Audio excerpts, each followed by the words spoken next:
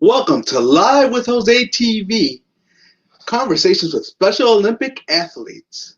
And my guest today is the CEO and founder of Special Chronicles. Welcome, Daniel. How are you doing today?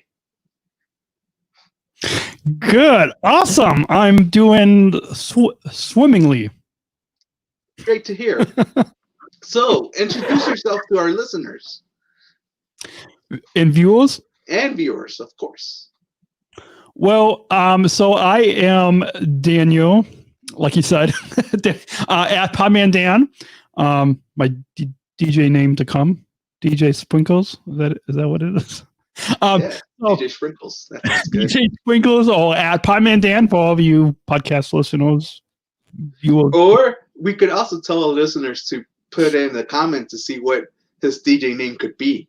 Yeah, you guys go do that. Put in the comments on YouTube or Facebook, and in the comments of this live video, and yeah, what's my DJ name be? But yeah, like you said, I am the founder and CEO of the groundbreaking nonprofit digital media podcast network, SpecialChronicles.com. I'm also a Sargent Shriver International Global Merchandise with Special Olympics.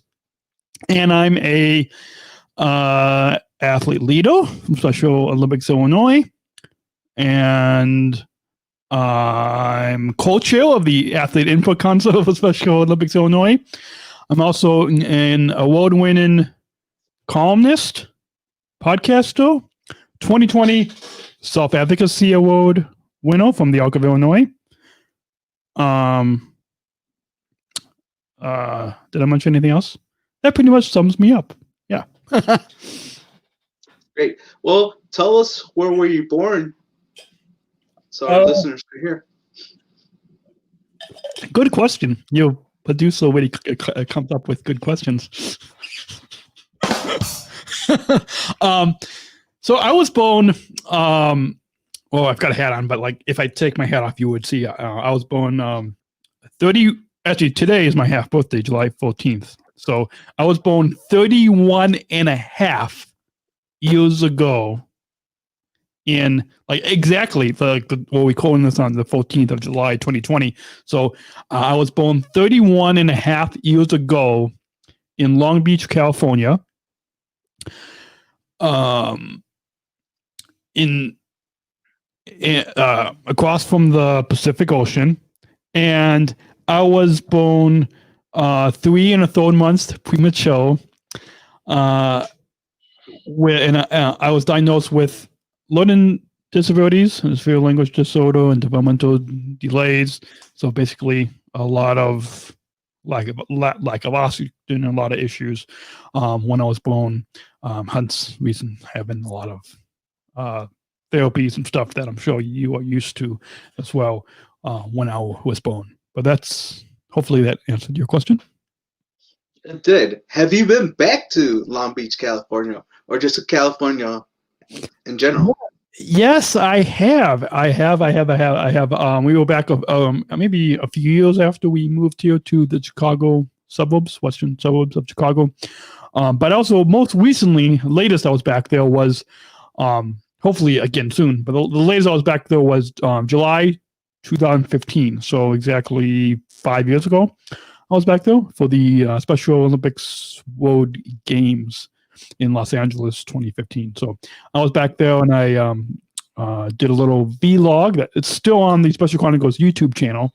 A little vlog walking across the street and in front of the apartment of where I grew up in the first 4 years of my life. That's pretty cool. Do you have family there?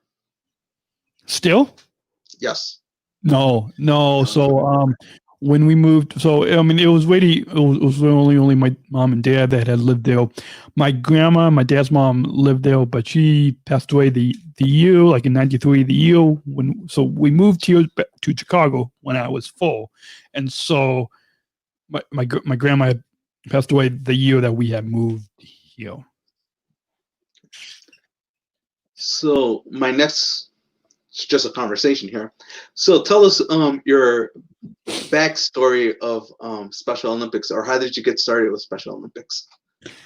Good question. I got started in Special Olympics, so maybe 15 years ago, I think. I forgot the exact time frame, but about 15 years ago, when I was in my first year of high school, my case manager had told me about a local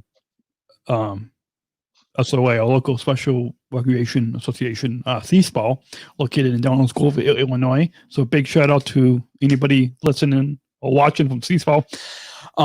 And we told, it was in an IPP meeting, and she told me about Special Olympics and how awesome it would be. So I'm getting comments on Instagram Live. Anyways, so yeah, so she told me about the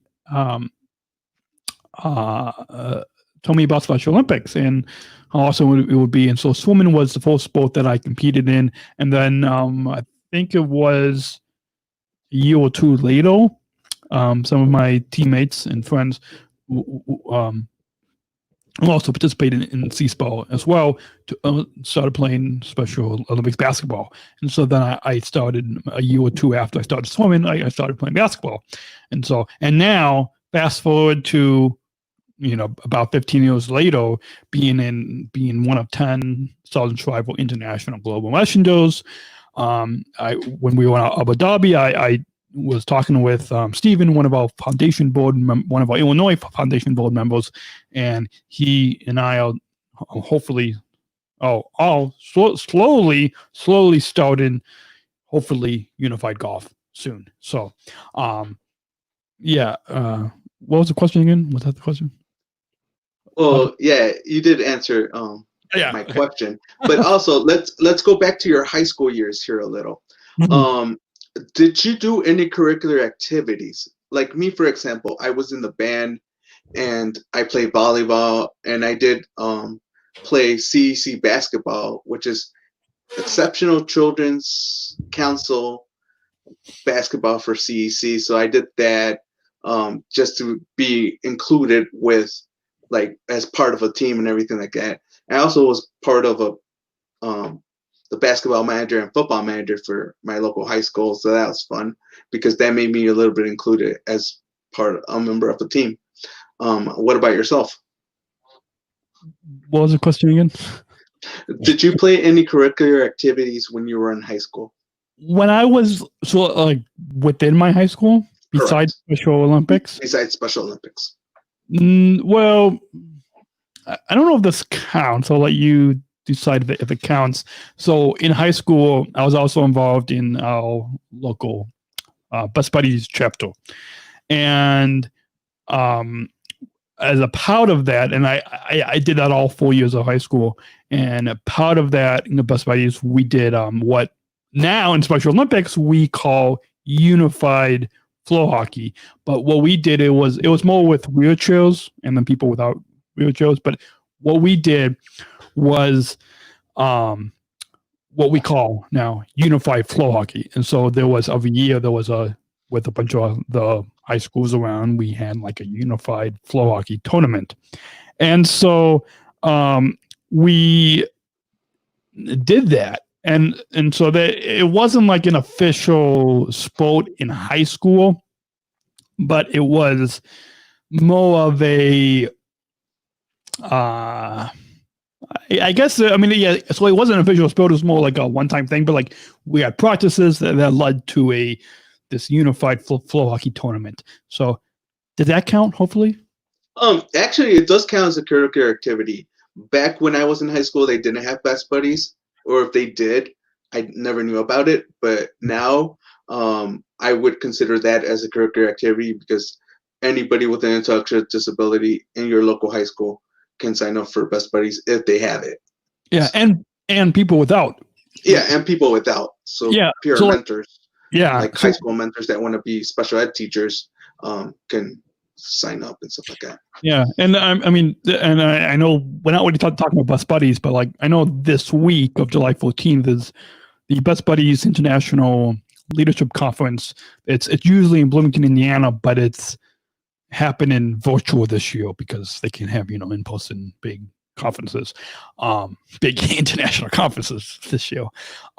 But and so like I know we're not talking about Best Buddies, but Best Buddies is, in addition to Special Olympics, is another, I think, fantastic program that is out there that you can still participate in, even as we participate in the Special Olympics. We can also participate in Best Buddies, even when we're not in school. When the community, I think it's called Best Buddies Citizens or Best Buddies E-Buddies and stuff like that. And so I say that with because I'm not involved.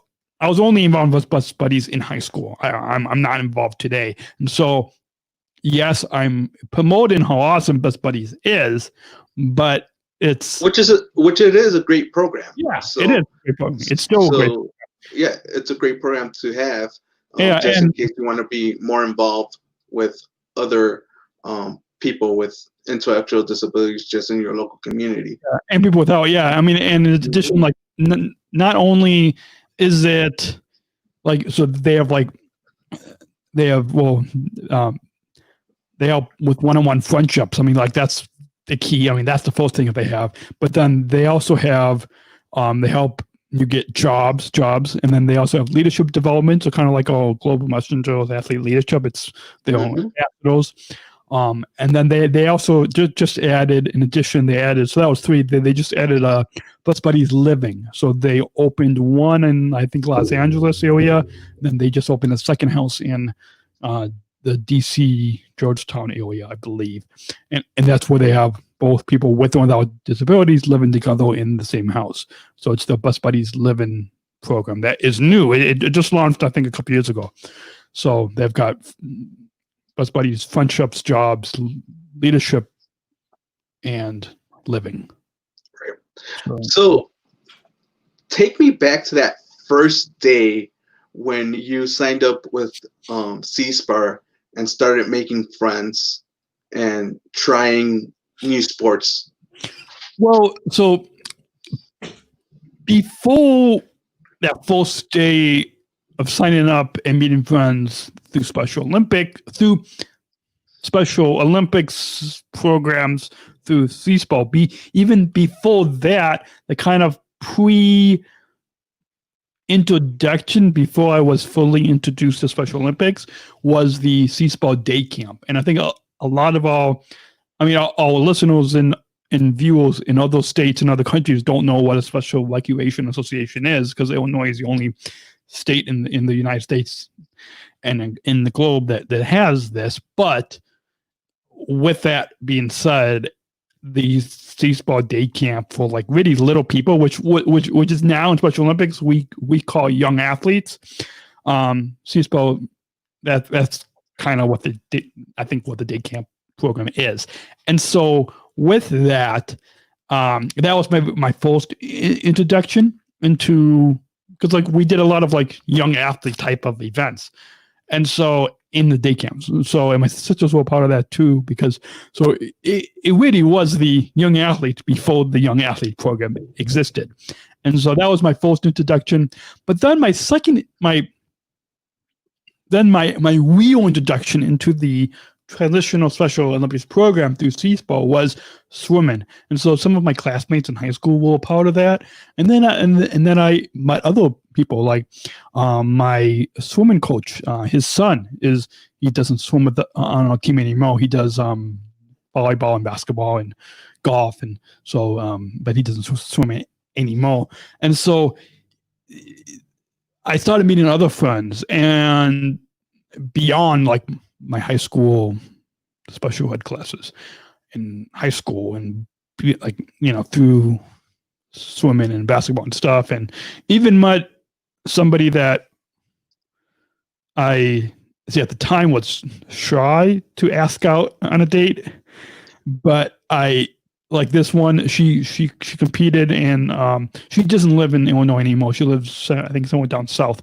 But she competed at the World Games in China, I believe, in swimming, and so we got like she even gave me her phone number. So like we got like close, but not like I. If I wasn't shy, then I probably would have asked her out. So that gives you just a little bit of an example of like, just how close without getting too close, just how close I became. Well, that confidence and courage and joy and how I really became myself through that very first introduction to compete in Special Olympics. Do you have any favorite moments through your high school career that you really like? Favorite moments like anything? Anything that you really liked when you were in high school. So there are a few. One being so I'll give you a few examples. One is, so in the Bus Buddies, I was maybe my last couple of years of being involved in Bus Buddies, I was the communications officer, where I was the one that created like a Gmail account and a private Facebook group, and again, this was the very early days of Facebook, but still, so I really kind of took charge in communicating the events of our Bus Buddies Club at our high school. So that was one party moment that stuck out to me. But then another moment was a mutual friends of ours, Diane Compton, came into our like job type class. It was called vocational education. And so another moment was I had the opportunity to write a script for a student supply store where we sold supplies to our students for like, I don't know, $1 or a few dollars, not that much, just a few dollars. But like we actually ran this store. It was all like job skills class. Ran this store, and I wrote the announcements for the PA system. I wrote the what do you call it, like a letter in the we didn't have a student newspaper. It was a letter in the in the newsletter that our principal came out with. But I wrote it all about about our student store. So like those were like some very early, and again, a lot of it has to do with communication type of opportunities. But like those were probably some of my and then I also that was when I was supposed to introduce to blogging. So that was before I knew about podcasting. I was introduced to blogging in like my English class and stuff. And so I that was kind of when I was supposed to introduce to blogging. So I kept a blog on I don't even know where that blog is. I don't even know that first blog address. But yeah, it was, and then one of my best friends from growing up, he also started blogging, and so we both kind of blogging. It was my nickname my mom gave me when I was little was Peanut, and so that I think the blog title was something along those lines. And also another moment from high school is in that job skills class, my kids manager had us keep a journal, and I went above and beyond just like the journal prompts. I wrote about most stuff, but I think I still have some of those. I do. I still have some of those journals that I wrote in high school in my desk drawer. So like. Yeah. Which the reason why I still have it is because I'm working on trying to write a memoir of my book, and so, yeah. So that's does that make That kind of give you an idea of some of those highlights from my high school career? It does, actually. My high school experience was really fun. Going through my freshman year up to my senior year, I did meet a lot of friends. For example, one of my favorite classes would be science, because I like a lot of I like a lot of things to do with science and stuff like that. And like one of my other things would be like being in the band, playing basketball. That's like one of my favorite. It used to be my favorite sport, but now my favorite sport would be bowling and bocce ball. But also my case manager used to be my special ed teacher. So, and we're still friends now. So that's a pretty long time of me being friends with her. So. Awesome. So my next question for you would have to be, what's your favorite sport to compete in Special Olympics? My favorite sport to compete currently or in the future? Well, currently or in the future, would you like to try a different sport? My favorite sport. That's a difficult question to answer, and my favorite sport to compete would probably have to be swimming, and yeah, swimming would probably have to be my favorite sport that I compete in, and but I also like basketball because there was a lot of running up and down, and then as I'm getting into golf, like, I mean, my grandma and even my dad like taught me a little bit of golf a long time ago, but I haven't really played in a while. And so now I'm trying to relearn golf. So that's probably really a new favorite.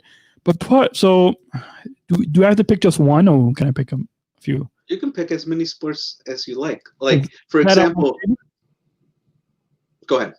Oh, can I give a reason of why these sports that I just listed are my favorite? Sure. Okay, so swimming, because it's so swimmingly cool.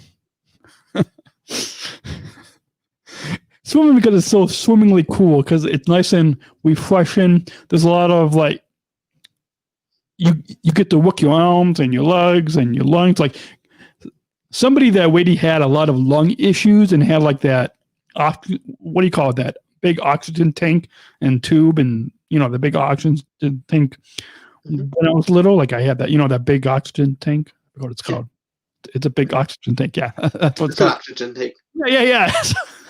Anyways, so like growing up like with a guy that had a lot of those types of like lung type issues, and even today I still like have a hard time blowing out candles and stuff,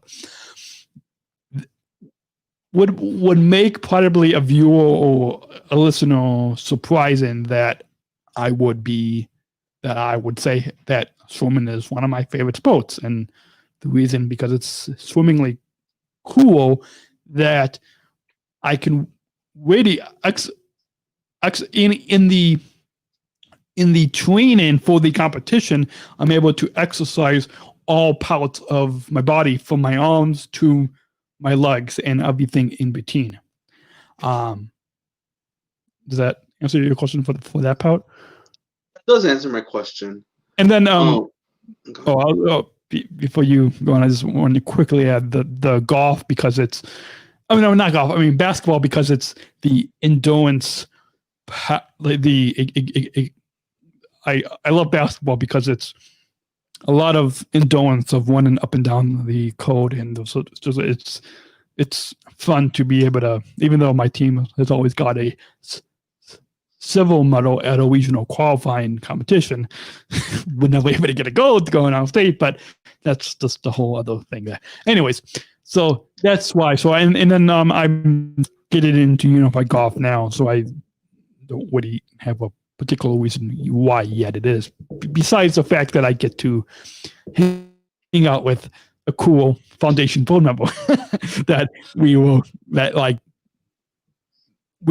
when Chris Winston and I, we were hanging out in this it's called the Souk, in this really authentic mall in Abu Dhabi, and talking to Stephen and saying like that's where the seed was planted for Stephen and I to hopefully next year into unified golf.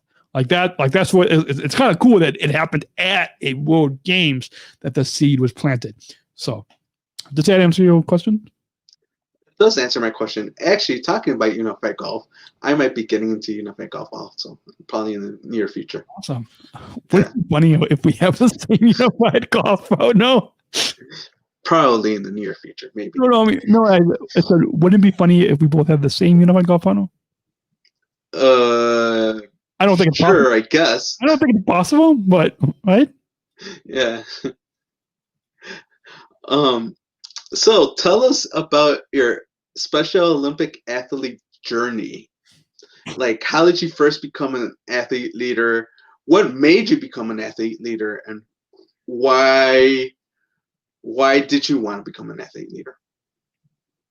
Why did I want to become an athlete leader? And about my athlete leadership journey. Correct. That's what you're asking about? Correct. So I became an athlete leader in March 2009. So within the first year that I started podcasting. And it all started a year before that at the Summer Games of June 2008. My mom was talking with the mom of one of my basketball teammates at the Summer Games.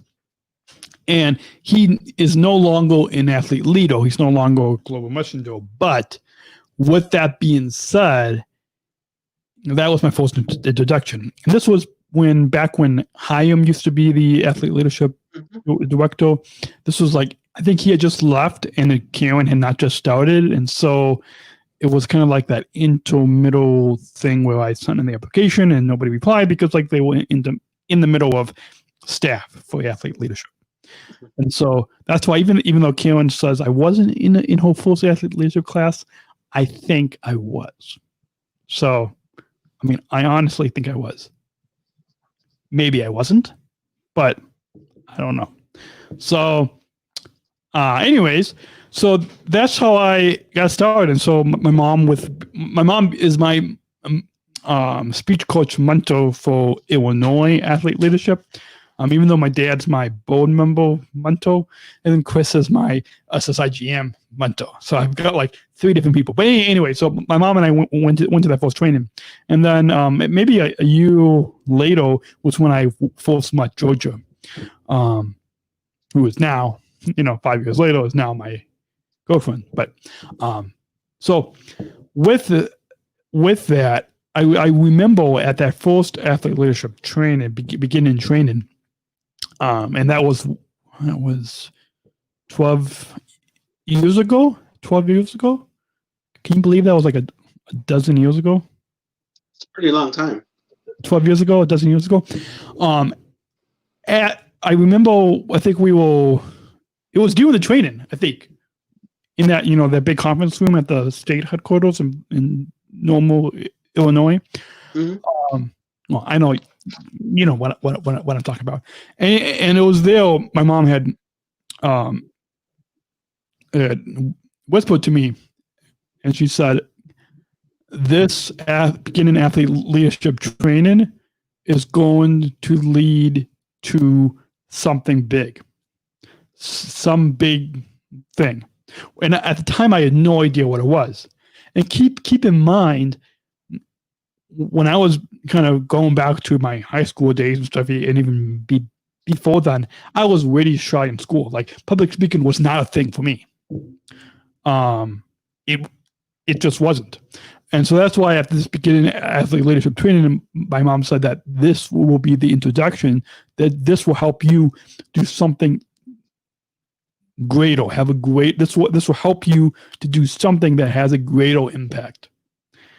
And I think what that thing is, now looking 12 years later, that thing is found in specialchronicles.com, found in this global nonprofit digital media podcast company, Special Chronicles. I think that is the thing that the beginning athlete leadership training led me to.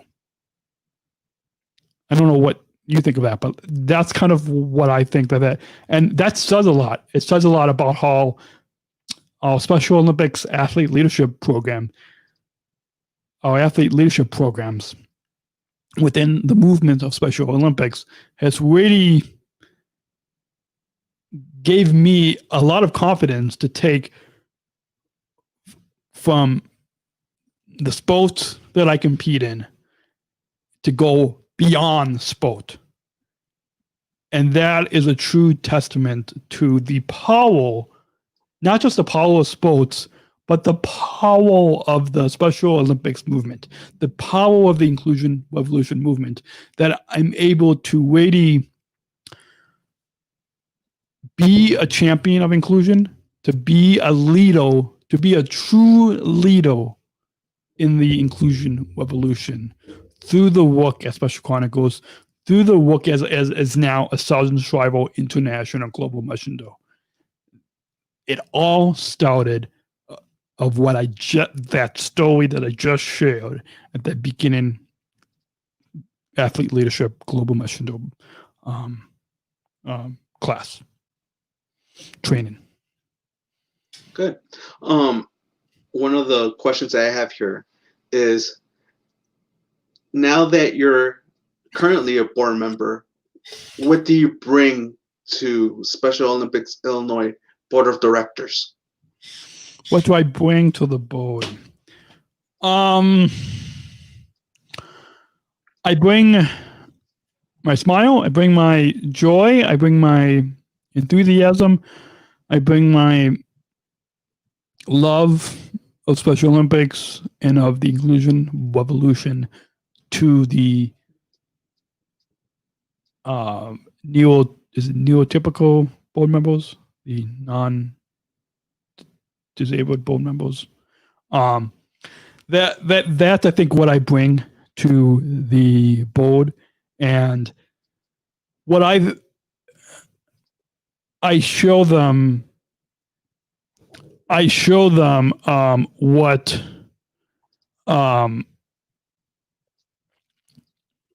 I show them. I show the board members, and not just the board members, but even I'll extend it out to like the west of our Special Olympics community and the west of the mainstream community as well. Is that okay?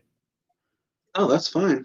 So that what I bring to not just the board members, but to the global Special Olympics community and the global mainstream community as well, is that hate can be met by love. That us athletes show love when we are met with hate. That's exactly the way that I have always been.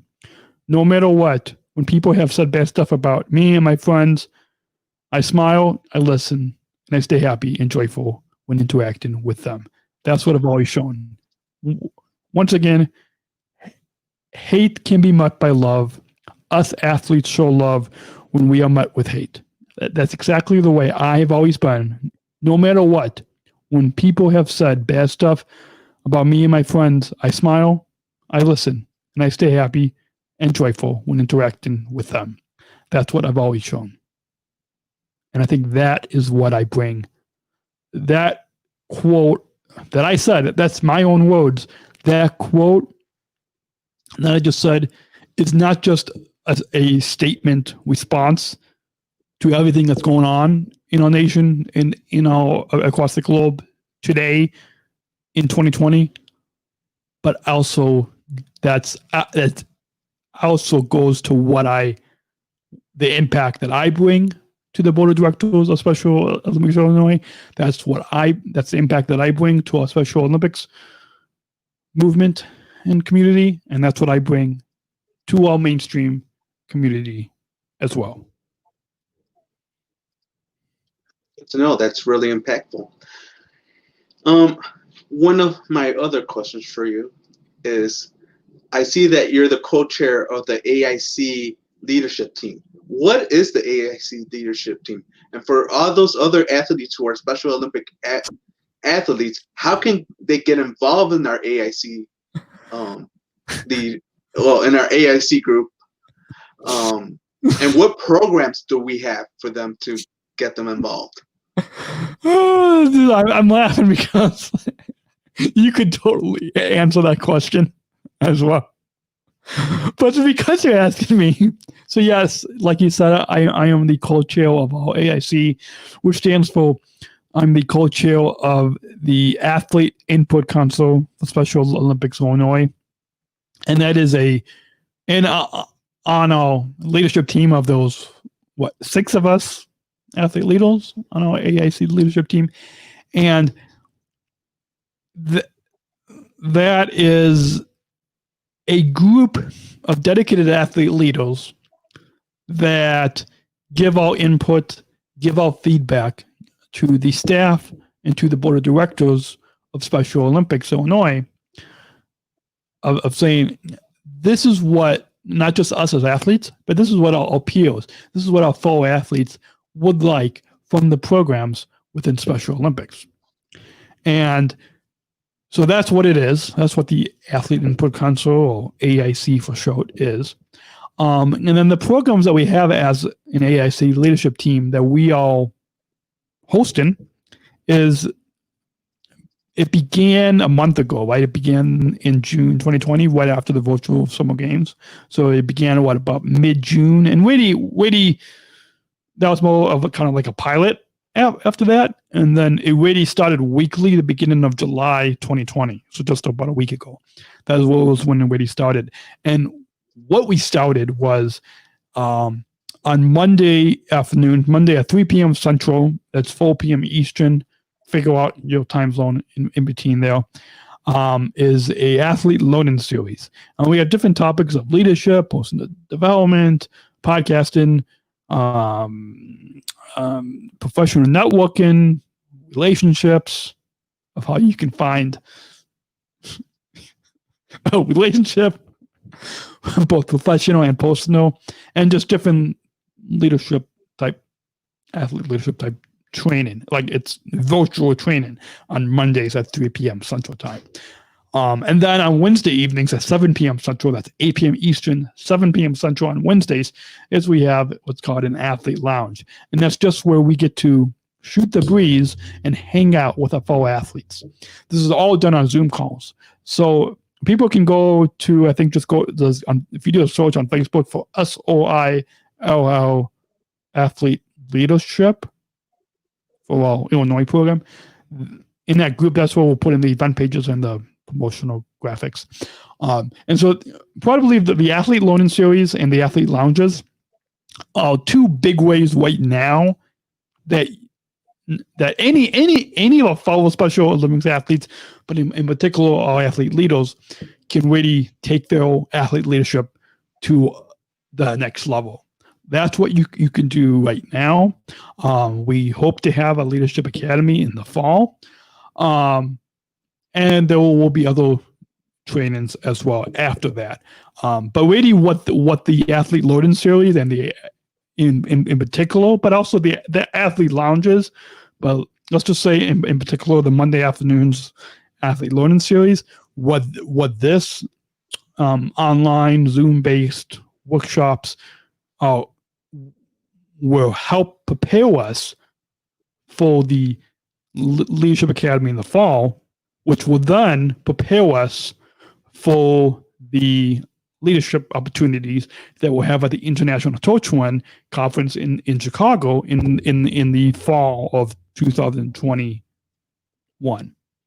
So really, the Athlete Learning Series is the first step of an ongoing weekly athlete leadership training.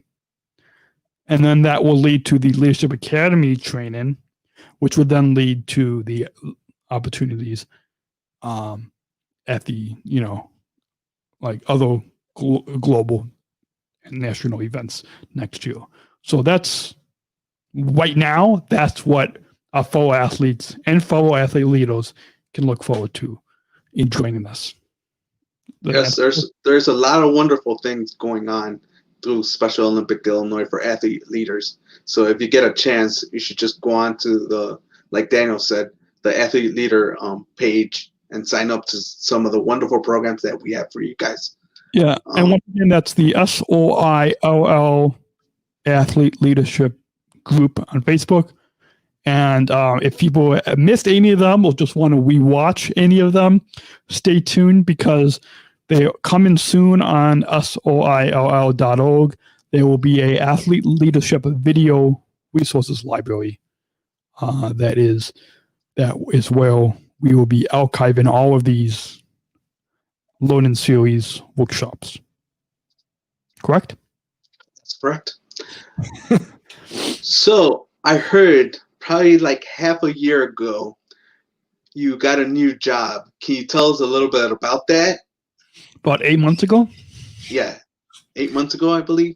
Well, yeah. I don't know how you heard about that because it hasn't even been officially announced yet, besides the fact that we've been sharing it on our social medias already and tweeting and Instagram and Facebooking and telling people about it. And yeah, and we, especially Chronicles.com, we even have a original podcast series called Unified at Work.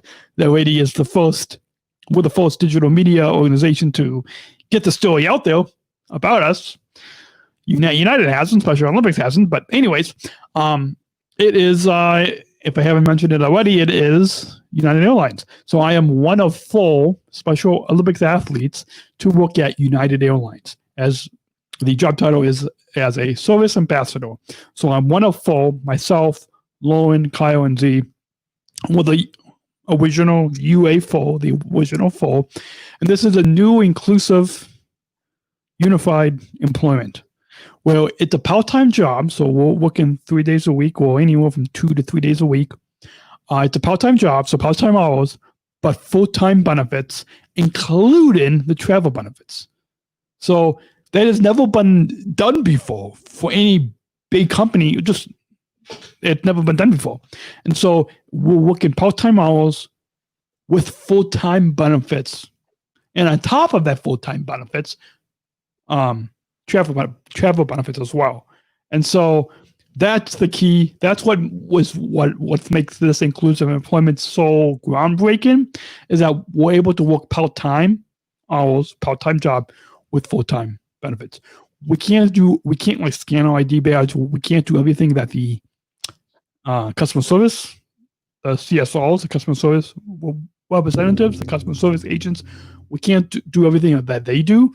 But basically what our job is to give directions in the lobby, to help people tag their bags, to help people to count their bags if and when we're by the gates, to count the bags and to tag the bags if needed.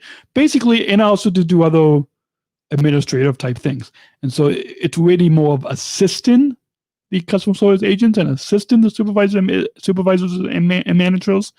And so we're part of the administrative and management group, work group at United. So we went through the same interview process as everybody else. Yes, it was customized to the 4 of us, but going into this job, I had no idea what it entailed. If you want to hear more of my story, my United journey of going to this, I'll plug another podcast series that we have. It's called Unified at Work. Just go to specialchronicles.com. That's specialchronicles.com. And if you scroll down on the homepage, you see a list of all the shows that we have. And maybe I'll create a little big old banner so you'll draw your attention a little bit more. But it's just look for the podcast series that's titled Unified at Work. You can click on that. You can listen. And part 1 is On the Job with Daniel Smrokowski. You can listen to that 1-hour episode and hear my entire journey coming to United. And you will hear some amazing things. That direct link, and maybe Jose, if we can put a link to it in the description or in the comment of this, specialchronicles.com/unified at work, all one word, specialchronicles.com/unified at work. And just look for part 1. of that series.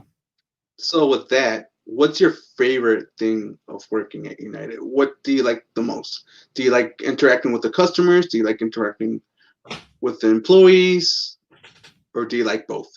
Well, my favorite thing of working at United is it's a job unlike any job I've had before.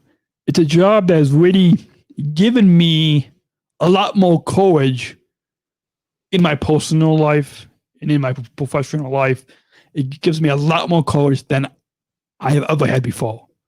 And Karen Milken has seen this in me. My parents have seen this in me. Other people have seen this in me. Really, working at United has given me a lot more courage in my personal life. That's probably the biggest thing. But what I also enjoy is it's just a fun place to work. It's fun interacting with my coworkers. It's fun interacting with my supervisor, my boss's boss, all the managers at United. It's just a fun place to work. It's even fun interacting with the customers, with the people that fly with us, people that fly on United.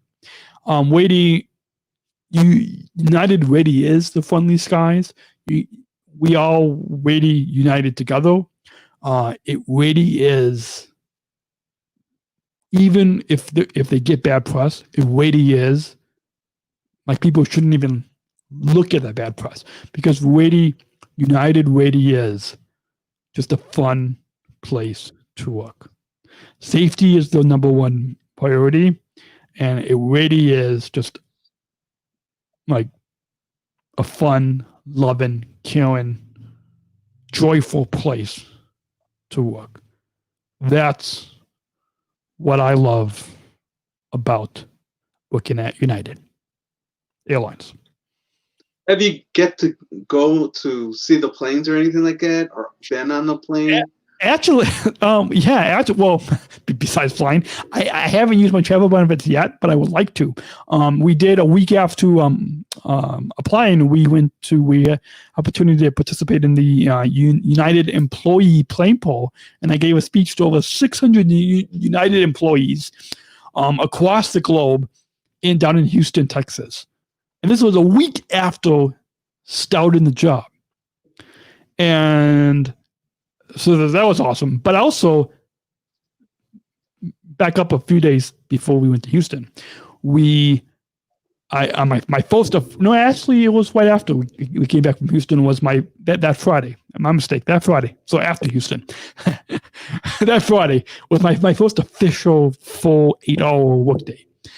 And one of the agents, what they call is Muntos for us, that I went around and looked. That first day, their new Star Wars plane had landed in Chicago at OOD, and this was like a month before that last Star Wars movie came out. I mean, I'm not big in Star Wars, but it was still pretty cool. I didn't get to go inside the Star Wars plane, but instead, I was the only one that had that green badge. That I did that. I got that green TSA security badge like before Lowen and Kyle and C. So I had an opportunity. The guy that I was working with, he took me out onto the, what do you call it? The jet? No, not the jet bridge, but the Tarmac. The tarmac. Yeah, that's it.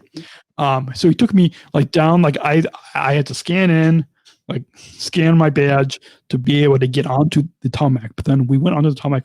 We went down, and I don't know. Did you see the picture I put on my Instagram and Facebook back? This was back in beginning of November 2020. I mean November 2019.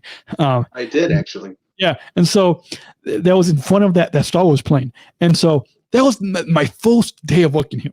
So within the first week, I spoke to over 600 United employees across the globe on this big stage, and we taxied on the Special Olympics 50th plane. So we sat in first class and taxied on that, and then that was the first week. That was within the first week, like exactly a week of being officially employed by United, and then the end of that week, that Friday, my first official day, had opportunity to go on the tarmac and take a picture and see up close. Like, see, we were actually up close to that Star Wars plane on the tarmac. So that was pretty cool. And then we even got to like go, like there was a new 787-10 plane, and that had just flown in beginning of this year. It flew in, I think, on the B concourse or something. Or it was like it flew into one of the gates, right? And so the agent that she just retired this month of July, but she was the one that was training us. Well, we kind of think she was training us the wrong way, but I won't say that because we're live. I'm not going to. Anyway, so that's just we got that part. But anyway, so she took us onto this new plane. Like, this is the first time that this plane had flown, right? And flown into Chicago. And so we got to go. I sat in the new Polaris first class seat, and like this new plane, like it smelled clean. And so that was pretty cool. So it's just a whole bunch of cool things. It's exciting. Like, I got the manager, the CS customer service leadership day after my birthday. For my birthday, they gave me this handwritten thank you birthday card, but they gave me this water bottle. Well, it can also be a coffee mug too, but it's United branded. So yeah, so that's kind of what that's hopefully. I don't even know what your question was, but hopefully that answers your question. It did answer my question, actually. Do you have any questions for me? I have a couple more for you right now, but let's see, a couple of questions. So, yeah, I've got to wait. So, what was that question? Oh, what I liked about working at United? Correct. Okay. Well, let me ask you a quick question. So, what do you like working for Special Chronicles? Volunteer for Special Chronicles, but what do you like? Now, it's a volunteer job, so it's different than working at United. I get that, but like, what do you like working for Special Chronicles? I don't know. I like video editing a lot, so I like doing all the behind the scenes things. That's the most part I like working at Special Chronicles. But from previous experience of working, one of the best jobs would have to be working at the clubhouse in Oak Brook. That's like the next town over for me. Correct. The reason is because I like dealing with a lot of customers. I like being in the front desk. Mind me, I've had multiple jobs, and due to the work development that I did at school and everything like that, they taught me how to work. And one of my first jobs was working in the mall when I was in high school. That was pretty fun because my high school's right across from a mall. So we had that fun experience. And thanks to my special ed teacher for helping us find those jobs, and the work study program teacher that was there currently at that high school to helping us find those jobs also. But can we give a round of applause to our special ed teachers? Sure.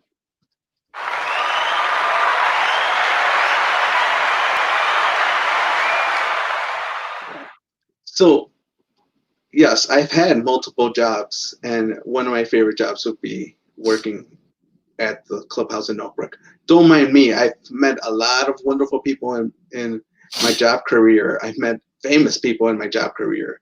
I've met most of the Bulls. I've met the Bears players. I've met a lot of people that helped me out in my workforce development and helped me out on the way. People thought that I would never become a server. I became a server in the GameWorks in Schaumburg. People thought that I would never become a expediter. I became an expediter. What's an expediter? Do you expedite stuff? What's an expediter? Well, Daniel, an expediter is a person who does behind the scenes in the kitchen where you put garnishes on the food when it comes out. That makes sense. That's what an expediter is. Cool. So yeah. Cool. So, anything else? Not that I can think of. This episode of your show is already at 54 minutes. So the next question for me would be to ask you is, why did you want to create Special Chronicles? What was the first name that, now that Special Chronicles is called Special Chronicles, but what was the first name that you came up with your podcast? And how did you want to see Special Chronicles grow in the next 15 or 20 years? Back when I started it 12 years ago? From back to when you started 12 years ago until now. So that's a long answer, but I'm for the sake of time, I won't get into the big long explanation. So the reason why I started it was I started putting up the audio of the speeches I was given as an athlete leader within Special Olympics. So I was putting that audio up. And what I discovered was that there was a lack of understanding. There was a lot of misunderstanding for those of us with different abilities. And people just didn't understand us, didn't understand the challenges that we had. People didn't understand the way we learn differently. The people didn't understand just the developmental delays that we had. And so that was really probably the seed that really kind of kickstarted what Special Chronicles, the way Special Chronicles started, and the way that it continued to be over the past 12 years, and even now today as we go into the future. There's still a lot of misunderstanding, and so that's really kind of the reasoning behind why I wanted to start Special Chronicles, and both as a podcast and then going into this whole digital media podcast company platform, groundbreaking that it is today. And then the first name. So first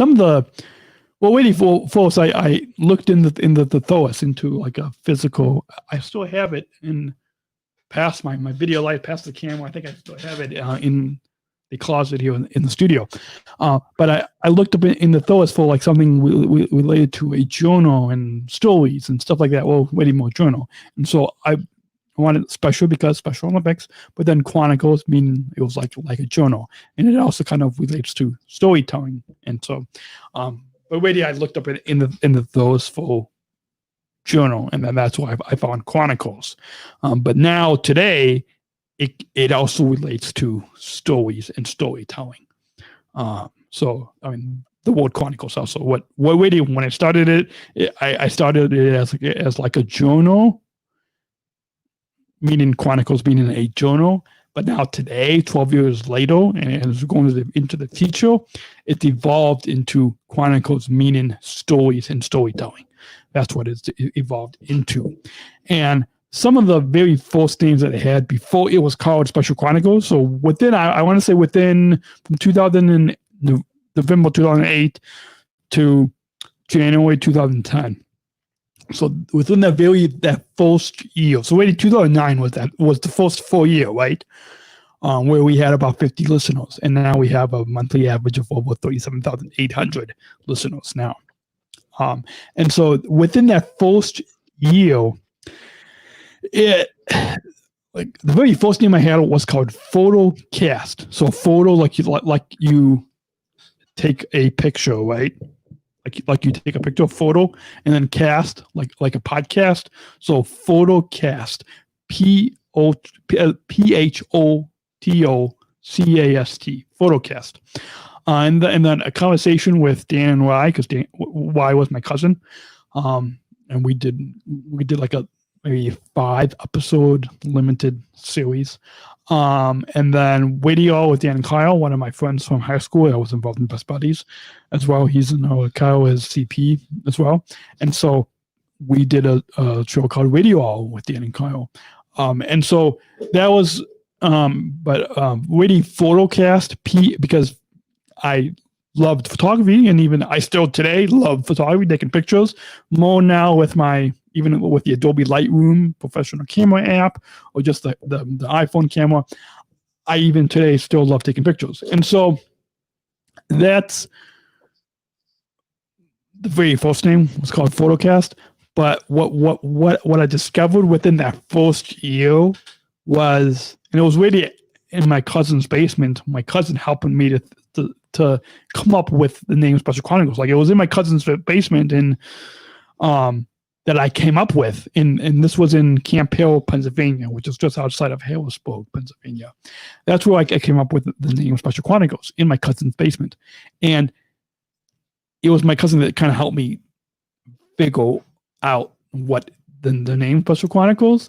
And so within that first year, it was called Photocast, because that was like one of the main things I loved, taking pictures. But what I discovered within that first year is that I discovered that the stories of my story growing up and living every day with developmental delays, and my friends like you and Georgia and Bree and Lisa and Eric and all of our other friends, and Ian and Ben and all of our other friends, what I discovered was that it was much more than just a show about love and photography, and a show about my faith and my interests and my early college years and my first college year. And it was a lot more than that. It was about breaking the stereotypes of the misunderstandings and really creating a platform where we could create that understanding, create that acceptance, create that joy, create that love that those of us with developmental delays, those of us with different abilities, with challenges, that we bring to our globe, that we bring to our mainstream community. And that's how, over that first year, how I developed into the name Special Chronicles. So really, it only took that first year. It took a whole year, that first year, well, it went into the name Special Chronicles. So that's the backstory. I don't talk about it a lot, but like that's the backstory that really is how Special Chronicles came to be. Did that answer your question? Yes, it did. It was an actual great question, because now our viewers know a little bit more of how Special Chronicles got started. So with that, how can people connect with you? What are your social media and digital media handles? Good question. Well, people can, all of our peeps, can I say that? All of our peeps. Sure. What? I said sure. Okay. All of you, all peeps, can we put a banner up on the screen with that? Where you can follow me? So all of our peeps can follow me at, I'll put a banner up on the screen. There you go. All of our peeps can follow me at PodmanDan, PodmanDan at PodmanDan. Once again, that's PodmanDan at PodmanDan. Is where you can follow me on the Instagram, Facebook, Twitter. You can also find me at specialchronicles.com. And also, if you go to my bio page, which is if you on specialchronicles.com, underneath where it says about, the little drop-down menu, it says Meet Daniel. And you can click on that. That will go to my bio page. Also, if you just go to my Instagram bio at PodmanDan, it goes to my bio page as well. And underneath my bio, there's my brief bio, then my Special Olympics bio, and then my Special Chronicles bio, and then awards and honors. Underneath awards and honors, it says connect with Daniel on social media, and that's where it links to my Instagram and Facebook and Twitter at PodmanDan, but it also links to my LinkedIn. My LinkedIn, you can just find me just by doing a search for my name, Daniel Smrokowski. Maybe we can put that up on the screen, Jose. I don't know. And so Anyway, yeah. So just go. Well, actually, my last name's not on there, but just do a search for my name, Daniel Smrokowski, and you can find me on LinkedIn. You can also find my my professional fan page on Facebook. It's just look for @Daniel Smrokowski, and that's DANIELSMROKOWSKI. But really, the best place to follow me, all your peeps can follow me at Podmandan, PODMANDAN at Podmandan, and SpecialChronicles.com is the other place to follow me. And you can, when you follow me, you can go ahead and text GIVE to 833-953-2598. That's text GIVE to 833-953-2598. You can donate to Special Chronicles. And you can set up, you can also tweet with the hashtag Special Chronicles.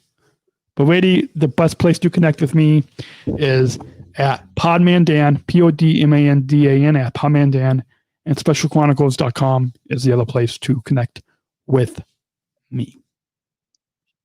So what other advice do you have or to encourage other fellow athletes in Special Olympics globally or in North America or even around the world or even in your home state of Illinois?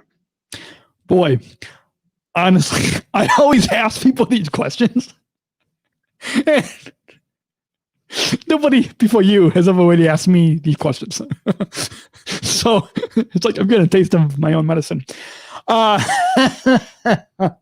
So final advice to give to fellow athletes in Illinois, across all SONA, North America region, and across the globe. So my advice would be to never give up, to follow your dreams, to really show people unconditional love. Show people the unconditional love, the joy, and the smiles that is a part of you. That is a part of you. When you show people the unconditional love and joy and smiles, then it will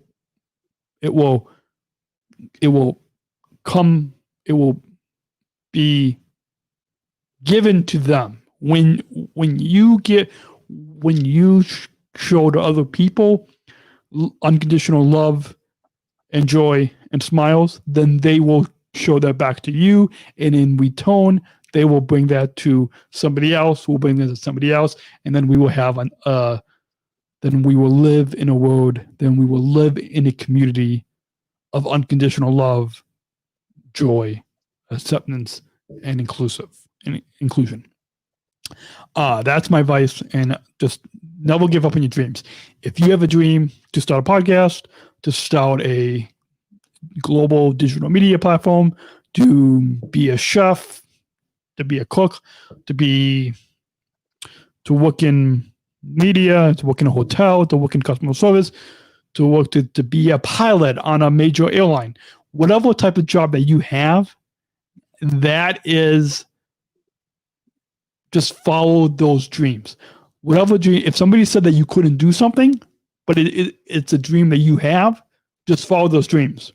And find the mentors, find the people, whether it's family members, whether it's Special Olympic staff, whether it's a unified partner, find those people that can help you achieve those dreams. Find that champion of inclusion. Find that champ, because as you know, next week, week of July 20th, is the Global Week of Inclusion. And it's really, we're celebrating champions of inclusion. So find that champion of inclusion that will help you to achieve your dreams. That is really, if we were to sum up my advice, let's do it that way now. Sum up my advice to our fellow athletes in Special Olympics Illinois, North America, and across the globe. My advice to you is to find that champion of inclusion that will help you to follow your dreams. Period. End of statement. And scene. Do you have any final thoughts here on your time with Live with Jose TV's conversation with the Special Olympic athletes? My final thoughts on it's been a joy. Thanks, Jose, for inviting me to be a guest on your Live with Jose TV show as a part of your conversations with Special Olympics athletes. It's been a joy. You already got a lot of powerful stories and powerful nuggets of information and powerful wisdom, hopefully, that and stories that powerful stories and powerful wisdom that has been both entertaining but also informative, inspiring, and empowering to your viewers, to all viewers. And that's because of the conversation, the topics that you came up with in the show notes. So thank you for that. Thank you for all the video work that you do, for showing smiles and joys to everybody that you meet and on this show. That is really, I think, groundbreaking on a whole new video level for those of us with different abilities. And scene. With that, you can follow me at specialchronicles.com/livewithjosetv or on Facebook at Live with Jose TV, or you can book me at Special Chronicles/meet on Live with Jose TV, or you could also book me on Facebook if you'd like to be a guest from any athlete in Special Olympics. It doesn't have to be just in Illinois. It could be around the world. I also do speak Spanish, so that could be a helpful thing. Until next time, remember. Oh, we remember. Choose to include. Remember, choose to include. Special Chronicles, giving respect and a voice to people with special needs. And scene. Let's see what comments we have here. Oh, we have Jonathan says hello. Do we know him? I don't think so. Maybe. I don't know. Maybe. And my special ed teacher says hello. Hello, Iris. I hope you're having a great weekend or a week. With 3 heart emojis? Yes. Thank you for those heart emojis. Really appreciate that. Thanks for watching. Oh, so, you've got comments too. So with that, wait, you've got a comment from Hannah. From Hannah. Okay. Well, thank you, Hannah, for the wonderful comment. Podcast video. Thank you very much. And another comment from Hannah. Excellent podcast video. Hannah also says, marvelous podcast video. Wonderful podcast. Outstanding podcast video. Awesome podcast video. Thank you for sharing this positive message. Hannah also says, fantastic podcast video. Oh, and then StreamYard says, live video comments show up. This is an example. Click on a comment to, yeah, okay. So with that, stay tuned until next week, where we have a returning guest. Her name, and you might know her. Her name is Kaylee from the Be Kind with Kaylee show. Will be coming next week. From the show. Whole show is pretty popular on Facebook Watch, right? Yes, it is. So see you later, fans. I hope you like the show. With me and Daniel. See you later, peeps.